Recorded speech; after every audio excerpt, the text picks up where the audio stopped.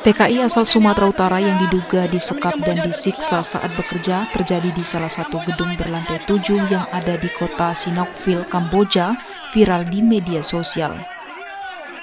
Anggota DPRD Kota Binjai, Joko Basuki mengatakan bahwa TKI yang disekap itu salah satunya adalah merupakan warga Kota Binjai, Sumatera Utara.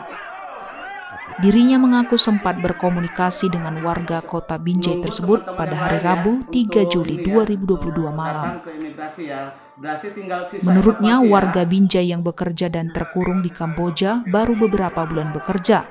Alasan mengapa disekap karena mereka bekerja tidak capai target setiap bulan. Setelah video viral, pihak Kedutaan Besar Republik Indonesia di Kamboja kini sedang menyelidiki kasus ini. Warga kami, warga Kota Binjai, yang saat ini berada di Kamboja, yang kondisinya disiksa dalam laporannya.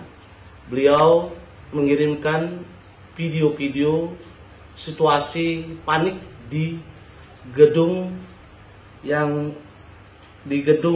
atau kota Sihanoukville, tepatnya di gedung Oipet Palace, lantai 3 dan lantai 7. Kelihatan mereka sangat panik karena kondisi sedang disiksa.